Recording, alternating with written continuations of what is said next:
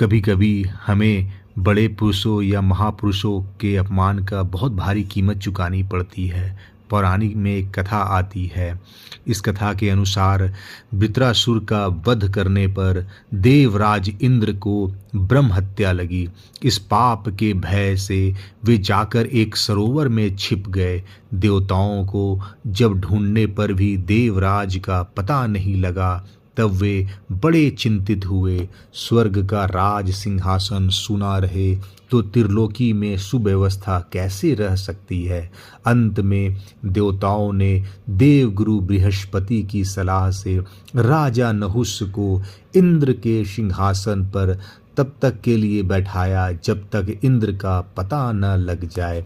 इंद्रत्व पाकर राजा नहुष प्रभुता के मद से मदान्त हो गए। उन्होंने इंद्र पत्नी शची देवी को अपनी पत्नी बनाना चाहा। शची के पास दूत के द्वारा उन्होंने संदेश भेजा, मैं जब इंद्र हो चुका हूँ, इंद्राणी को मुझे स्वीकार करना ही चाहिए। पतिव्रता शची देवी बड़े संकट में पड़ी। अपने पति की अनुपस्थिति में पति के राज में अव्यवस्था हो, यह भी उन्हें स्वीकार नहीं था और अपना पातिव्रत भी उन्हें परम प्रिय था। वे भी देवगुरु के शरण में पहुंची। बृहस्पति जी ने उन्हें आश्वासन देकर युक्ति बतला दी।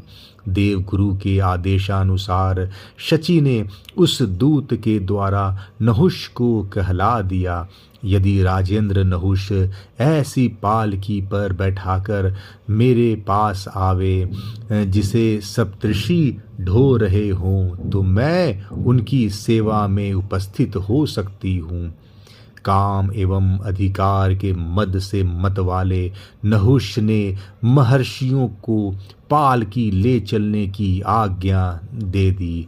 राग द्वेष तथा मान अपमान से रहित सप्तर्षि गणों ने नहुष की पालकी उठा ली, लेकिन वे ऋषिगण इस भय से कि पैरों के नीचे कोई चींटी या अन्य क्षुद्र जीव दब न जाए, भूमि को देख देख कर धीरे धीरे पैर रखते चलते थे।